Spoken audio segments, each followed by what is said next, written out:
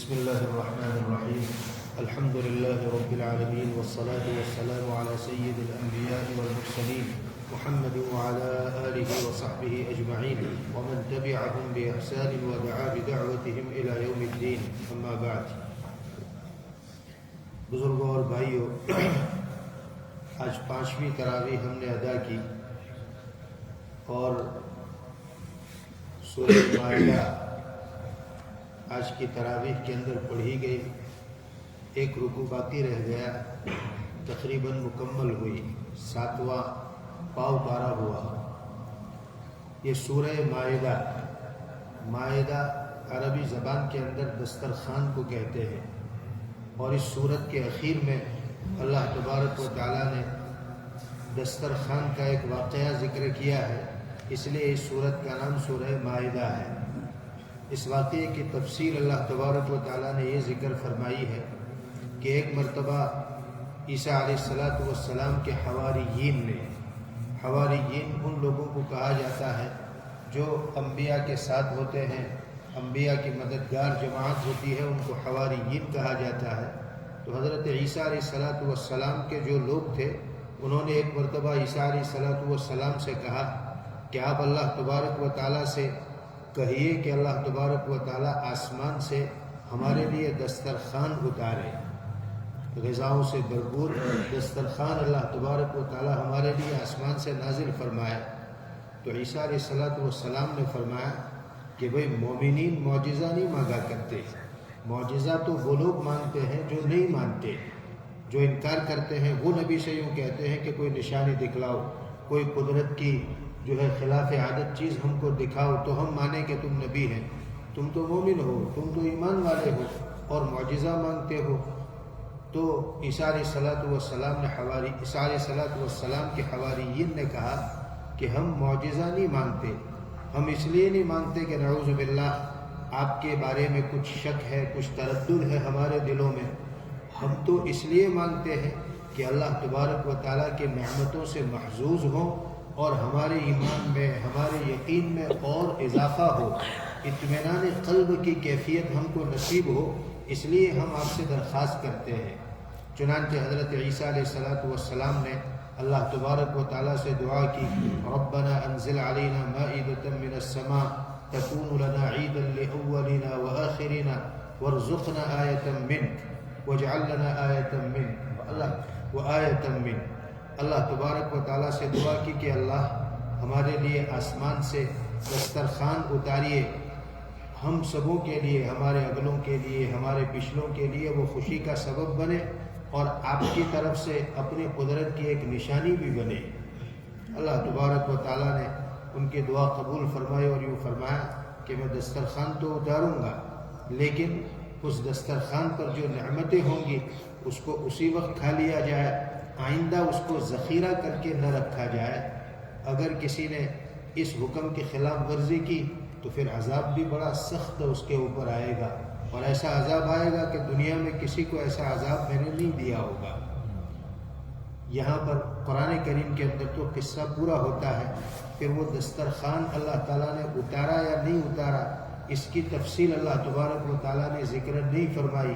لیکن بعض روایتوں سے، نبی کریم صلی اللہ علیہ وسلم کی بعض احادیث سے معلوم ہوتا ہے کہ وہ دسترخوان اترا. اللہ تبارک و تعالیٰ کی طرف سے باقاعدہ آسمان سے دسترخوان اور کھانے اتارے گئے، اور ان لوگوں نے وہ لوگ اس سے محظوظ ہوئے اللہ تبارک و تعالیٰ کی اس نعمت سے. لیکن کچھ لوگوں نے حکم کی خلاف ورزی کی، بچا کر کے رکھ لیا دوسرے دن کے لیے. اللہ تعالیٰ کا فوری عذاب ان کے اوپر آیا اور وہ غارت و برباد ہوئے. یہ واقعہ اللہ تبارک و تعالیٰ نے ذکر کیا ہے، تو اس میں مائدہ کا لفظ آیا ہے، دسترخوان کا واقعہ، اور اللہ تبارک و تعالیٰ نے خود اس لفظ کو 2-3 مرتبہ ذکر کیا ہے. اس سے اس سورت کا نام سورۃ المائدہ پڑا ہے، دسترخوان والی سورت.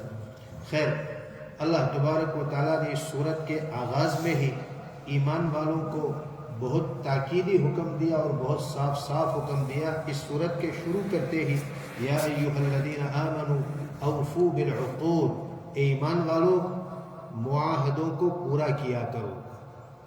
جو معاہدہ، جو عہد، جو وعدہ تم کسی سے کرتے ہو اس کو پورا کیا کرو، اس میں خیانت نہ کرو۔ حضرات مفسرین نے لکھا ہے کہ اس سے دونوں طرح کے عہد مراد ہے۔ ایک تو بندے کا اپنے اللہ سے جو عہد ہے وہ بھی مراد ہے، اور بندے آپس میں ایک دوسرے سے اپنے معاملات کے سلسلے میں عہد کرتے ہیں، ایک دوسرے سے قرار کرتے ہیں، ایک دوسرے سے ایگریمنٹ کرتے ہیں کسی بھی معاملے کے اندر، اللہ تعالیٰ فرماتے ہیں اس کو پورا کیا کرو، پھر اس کی خلاف ورزی نہ کرو۔ جب تم نے اپنے بھائی کے ساتھ عہد کیا ہے تو پھر اس کو پورا کرنا تمہاری ذمہ داری ہے۔ اس میں خیانت کرو گے، اس کی خلاف ورزی کرو گے، اللہ تبارک و تعالیٰ اس سے بڑے ناراض ہوتے ہیں، اور اللہ تبارک و تعالیٰ ایسے شخص کو عذاب دیتے ہیں اور ذرہ برابر پسند نہیں کرتے۔ نبی کریم صلی اللہ علیہ وسلم نے بھی بہت ساری احادیث کے اندر اس کی تاکید فرمائی ہے کہ جب کسی سے وعدہ کرو تو اس کی خلاف ورزی نہ کرو، کسی سے عہد کرو تو اس کو پورا کیا کرو۔ آپ صلی اللہ علیہ وسلم نے فرمایا 3 چیزیں منافق کی علامت ہیں، 3 باتیں منافق کی نشانی ہے۔ جس میں یہ بات ہوگی سمجھو وہ آدمی منافق ہے، اس کے ایمان کے اندر نقص اور خرابی ہے، جس میں 3 میں سے کوئی یہ بات ہوگی، اذا حدث کذب، جب بات کرے تو جھوٹ بولے۔ منافق ایسا کرتا ہے، ایمان والا ایسا نہیں کرتا، وہ دروغ گو نہیں ہوتا، جھوٹ بولنے والا نہیں ہوتا۔ اور وَإِذَا خَاصَمَ فَجَرَ، جب کسی سے جھگڑا کرے تو گالی گلوچ کرے۔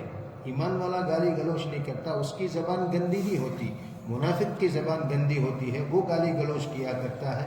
وَإِذَا عَاهَدَ غَدَرَ، اور جب کسی سے معاہدہ کرے تو دھوکے بازی کرے۔ منافق ایسا کرتا ہے، ایمان والا ایسا نہیں کیا کرتا۔ اب اگر کسی ایمان والے میں یہ خصلت ہے تو اس کو اپنے ایمان کو جانچنا چاہیے، اپنے ایمان کی جانچ اس کو کرنی چاہیے، میرے ایمان میں نقص ہے اور خرابی ہے، جب ہی یہ باتیں اس کے اندر پائی جاتی ہے۔ بہرحال اپنے معاہدوں کو نبھانا، کیے گئے وعدوں کو پورا کرنا، یہ ایک ایمان والے کا خاصہ ہے، اس کے ایمان کے کامل ہونے کی علامت ہے۔ ایمان ہوتا ہے تو آدمی جو ہے بد عہدی نہیں کرتا، اور آدمی وعدہ کیے ہوئے کی خلاف ورزی نہیں کرتا۔ پھر اللہ تبارک و تعالیٰ نے اس صورت کے اندر زیادہ تر محرمات بیان کیے ہیں، یعنی وہ چیزیں جو اللہ تبارک و تعالیٰ نے حرام فرمائی ہے، منع کی ہے، جن چیزوں سے اللہ تبارک و تعالیٰ نے روکا ہے، پابندیاں، وہ اللہ تبارک و تعالیٰ نے اس صورت میں زیادہ تر بیان فرمائی ہے۔ اور اسی اللہ تبارک و تعالیٰ نے وضو، غسل، تیمم کا بھی اس صورت کے اندر تذکرہ فرمایا ہے۔ وضو جو فرض ہوا ہے نماز سے پہلے، وہ اسی صورت میں آیت نازل ہوئی ہے اس کی وجہ سے۔ پھر اس کے ساتھ اللہ تبارک و تعالیٰ نے غسل کا بھی ذکر فرمایا کہ تم کو اگر جنابت کی حالت طاری ہو جائے، ناپاکی کی حالت طاری ہو جائے تو غسل کرنا تمہارے لیے ضروری ہے، اس کے بغیر طہارت حاصل نہیں ہوگی۔ پھر تیمم کا بھی اللہ تبارک و تعالیٰ نے اس صورت کے اندر ذکر فرمایا ہے کہ وضو کرنے کے لیے یا غسل کرنے کے لیے پانی نہ ہو، یا پانی کے استعمال پر تم قدرت نہ رکھو، پانی تو ہے لیکن تمہیں اس کے استعمال پر قدرت نہیں ہے، بیمار ہو اور اس کی وجہ سے پانی کا استعمال نہیں کر سکتے، پانی کا استعمال کرنے سے بیماری بڑھ جانے کا یا جان کے چلے جانے کا یا کسی عضو کے تلف ہو جانے کا اندیشہ ہے، تو پھر تم تیمم کر سکتے ہو، تیمم کرو۔ اللہ تعالیٰ نے اس کا طریقہ بھی قرآن کریم کے اندر ذکر فرمایا کہ تیمم کس طریقے سے کرنا ہے۔ مٹی پر دونوں ہاتھ مار کر کے پھر اس کو اپنے پورے چہرے کے اوپر پھیر لینا ہے، اور دوسری مرتبہ مٹی پر ہاتھ مار کر کے دونوں ہاتھوں کے اوپر اس کو پھیر لینا ہے، بس اس سے تیمم مکمل ہو جاتا ہے۔ البتہ نیت کرنا ضروری ہے، وضو اور غسل میں تو نیت کرنا ضروری نہیں ہے، لیکن تیمم کے اندر نیت کرنا ضروری ہے، یہ اس کا فرض ہے، نیت کے بغیر تیمم نہیں ہوتا۔ تو وضو، غسل اور تیمم کا بیان اللہ تبارک و تعالیٰ نے اس صورت میں کیا، اور اس صورت کے اندر حابیل اور قابیل کا واقعہ بھی اللہ تبارک و تعالیٰ نے ذکر فرمایا ہے۔ حابیل اور قابیل یہ دونوں حضرت آدم علیہ السلام کے بیٹے تھے، اور کل بات آئی تھی کہ اللہ تبارک و تعالیٰ شروع میں حضرت حوا علیہ السلام کو جو ہے ان کو جو ولادت ہوتی تھی وہ جڑواں بچوں کی ولادت ہوتی تھی، اور اللہ کی طرف سے نظام یہ تھا کہ پہلے حمل اور جڑواں میں ایک لڑکا اور ایک لڑکی پیدا ہوتی تھی، تو پہلے حمل کا لڑکا اور دوسرے حمل کی لڑکی، اور پہلے حمل کی لڑکی اور دوسرے حمل کا لڑکا، اس طرح ان میں آپس میں شادی ہوتی تھی۔ اب یہ حابیل اور قابیل، حابیل پہلی ولادت سے اس کے ساتھ ایک بہن پیدا ہوئی، اور قابیل دوسری ولادت سے اس کے ساتھ اس کی بہن پیدا ہوئی۔ تو اب اللہ کی طرف سے مقرر کردہ نظام کے مطابق قابیل کی شادی اس لڑکی سے ہونی تھی جو حابیل کے ساتھ پیدا ہوئی تھی، اور حابیل کی شادی اس لڑکی سے ہونی تھی جو قابیل کے ساتھ پیدا ہوئی تھی، مگر قابیل کے ساتھ جو لڑکی پیدا ہوئی تھی وہ بڑی حسین و جمیل تھی۔ قابیل کا دل اس پر آ گیا تھا، اس لیے قابیل یہ چاہتا تھا کہ میں اس سے شادی کروں، لیکن وہ اس کی حقیقی بہن تھی، وہ اس سے شادی نہیں کر سکتا تھا۔ اس نے جو ہے حابیل کو بہت سمجھایا کہ میں اس سے شادی کروں گا، بات نہیں بنی۔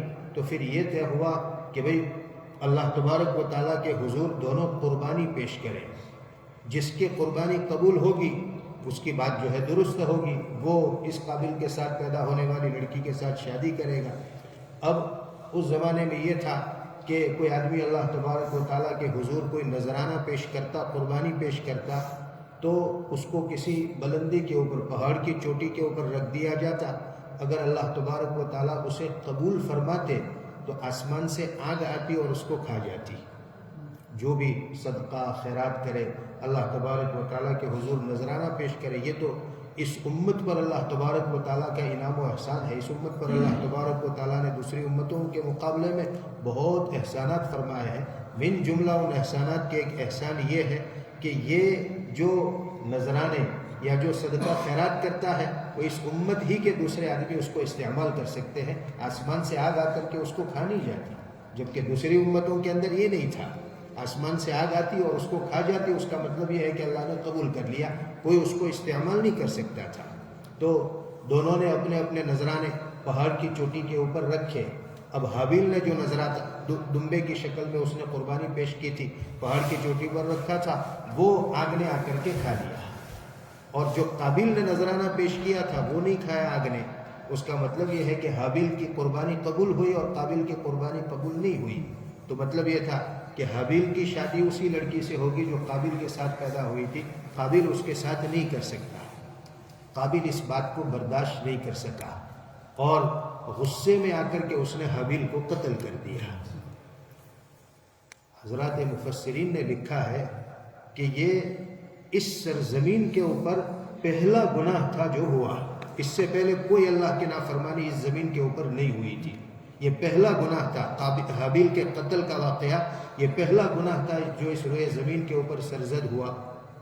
اس کی نحوست یہ ہوئی، حضرات مفسرین نے لکھا ہے کہ جب آدم علیہ السلام کو اللہ تبارک و تعالیٰ نے پیدا فرمایا، اس کائنات کو اللہ تبارک و تعالیٰ نے بسایا، تو سمندر کا پانی میٹھا تھا، دنیا میں کھارا پانی تھا ہی نہیں، اور جتنے درخت تھے دنیا کے اندر سب پھلدار تھے، کوئی درخت کانٹے دار نہیں تھا، ہر درخت پھل والا تھا، یعنی یہ دنیا نعمتوں سے بھری ہوئی تھی۔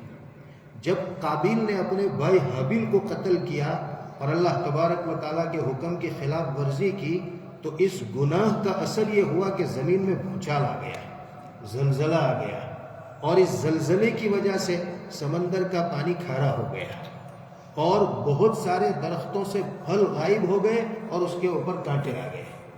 تب سے سمندر کا پانی کھارا ہے اور بہت سارے دنیا کے اندر درخت زیادہ تر کانٹے دار ہے۔ یہ گناہ کا اثر ہے، گناہ کی یہ نحوست ہوتی ہے۔ اس لیے آدمی گناہ کرے تو اس کا نقصان خالی اس کی ذات تک محدود نہیں رہتا، اس کا اثر اس کے ماحول کو متاثر کرتا ہے، اس کے ارد گرد بھی اس کا اثر پھیلتا ہے۔ گناہ کی نحوست ہوتی ہے، اور گناہ کا نقصان اپنی ذات کو نہیں دوسروں کو بھی پہنچتا ہے۔ حدیث پاک کے اندر آتا ہے اذا کذب العبد تباعد الملک عنہ میلا، جب بندہ جھوٹ بولتا ہے تو فرشتہ اس سے 1 میل دور بھاگ جاتا ہے۔ فرشتہ جو انسان کے قریب ہوتا ہے، رحمت کا فرشتہ، جب جھوٹ بولتا ہے تو اس کی وجہ سے وہ دور چلا جاتا ہے اور 1 مائل دور چلا جاتا ہے۔ کیوں؟ حضرات محدثین نے اس کی شرح میں لکھا ہے کہ جھوٹ بولنے سے اس کے منہ سے بدبو نکلتی ہے، اور اس بدبو کو فرشتہ تو برداشت نہیں کر سکتا، اس لیے وہاں تک چلا جاتا ہے جہاں تک بدبو نہ آئے، 1 مائل تک، یعنی جھوٹ کی وجہ سے اس کی بدبو 1 مائل تک پھیلتی ہے۔ یہ گناہ کا اثر ہوتا ہے۔ اسی طرح ہر گناہ کی نحوست ہوتی ہے۔ بہرحال یہ قابیل نے جو کام کیا یہ پہلا اللہ تبارک و تعالیٰ کا گناہ اور اللہ کی نافرمانی تھی، اس کا یہ اثر ہوا۔ اب اس نے قتل تو کر دیا اپنے بھائی کو، اب کیا کرے ناش کا، اس لیے کہ روئے زمین پر یہ موت بھی کسی کی پہلی تھی، اس سے پہلے کوئی مرا نہیں تھا، تو مرے ہوئے کا کیا کیا جائے کچھ پتہ نہیں تھا۔ اب پریشان ہوا کہ مار تو دیا بھائی کو، اور اس کے ناش کو کیا کرے؟ اللہ تبارک و تعالیٰ نے ایک کوا بھیجا، اس کوے، اور ایک دوسرا مرا ہوا کوا پڑا تھا، اس نے جو ہے اپنی چونچ سے زمین کھودی اور اس میں وہ مرے ہوئے کوے کو ڈال دیا۔ اس سے سمجھ میں آیا قابل کے کہ مجھے اپنے بھائی کی ناش کو اس طریقے سے کرنا ہے۔ بہرحال اس نے اس طریقے سے دفن کیا اور اللہ تبارک و تعالیٰ کی ناراضگی کا شکار ہوا۔ فَأَصْبَحَ مِنَ الْخَاسِرِينَ، قابل کے متعلق اللہ تعالیٰ نے فرمایا بہت زیادہ نقصان اٹھانے والوں میں سے ہو گیا، اس کی دنیا بھی گئی اور اس کی عاقبت بھی تباہ ہو گئی۔ بہرحال اللہ تبارک و تعالیٰ نے محرمات بیان کیے ہیں، پابندیاں بیان کی ہے اس صورت میں، اور اس بات کی تاکید کی ہے کہ اللہ تبارک و تعالیٰ کے محرمات کا آدمی احترام کرے، یعنی جو چیزیں اللہ تبارک و تعالیٰ نے حرام کی ہے ان کو حرام سمجھے اور کسی حال میں اس کا ارتکاب نہ کرے، اس سے اپنے آپ کو باز رکھے، اس سے اپنے آپ کو الگ رکھے۔ اللہ تبارک و تعالیٰ کی حرام کردہ چیز کا ارتکاب کرتا ہے تو یہ بے حرمتی ہے اللہ تبارک و تعالیٰ کے حکم کی۔ اللہ تبارک و تعالیٰ اس سے بڑے ناراض ہوتے ہیں۔ اللہ کو کسی حال میں اپنی معصیت اور اپنا گناہ پسند نہیں ہے۔ آدمی اللہ کے حکم کو توڑے، اللہ تبارک و تعالیٰ کو ذرہ برابر پسند نہیں ہے، بہت جلدی اللہ تبارک و تعالیٰ کی ناراضگی کا وہ شکار ہو جاتا ہے، گناہ کرنے والا، اللہ کے حکم کی نافرمانی کرنے والا۔ بسا اوقات ہم اللہ تبارک و تعالیٰ کا حکم یہ سوچ کر کے توڑ لیتے ہیں کہ معمولی سی چیز ہے، چھوٹی سی چیز ہے، اس کو خاطر میں نہیں لاتے۔ میرے بھائیوں، گناہ کوئی بڑا نہیں ہوتا، کوئی چھوٹا نہیں ہوتا، وہ در حقیقت اللہ تعالیٰ کی نافرمانی ہے۔ اس میں چھوٹا بڑا کیا ہے؟ بس آپ نے اللہ کے حکم کو توڑا ہے، بہت بڑی بات ہے۔ اللہ تبارک و تعالیٰ جو ہمارے خالق ہیں، ہمارے مالک ہیں، ہم اس کے حکم کی پرواہ نہ کریں اور اس کے حکم کو توڑ دیں تو اس میں معمولی کہاں سے ہوا؟ یہ تو بڑی خطرے کی بات ہے۔ اس لیے علامہ ابن القیم رحمۃ اللہ علیہ فرماتے ہیں کہ اے بھائی، گناہ کرتے ہوئے یہ نہ دیکھ کہ یہ چھوٹا ہے کہ بڑا ہے، گناہ کرتے ہوئے اس خالق و مالک کی عظمت کا احساس کر جس کا حکم تو نے توڑا ہے وہ کتنا بڑا ہے، جس کے حکم کی تم نے خلاف ورزی کی ہے۔ اس لیے گناہ کوئی چھوٹا بڑا نہیں ہوتا۔ اگر کپڑے کے بکس میں چھوٹی سی چنگاری رکھ دی جائے وہ بھی سارے کپڑوں کو جلا دے گی۔ تو ایک معمولی سی معصیت بھی ہمارے خرمن دل کو، دل کی کھیتی کو تباہ کرنے کے لیے کافی ہے، ساری روحانیت اس سے ختم ہو جایا کرتی ہے۔ اللہ تبارک و تعالی ہماری حفاظت فرمائے اور گناہوں اور معصیتوں سے پاک زندگی اللہ تبارک و تعالی ہمیں نصیب فرمائے۔ وآخر دعوانا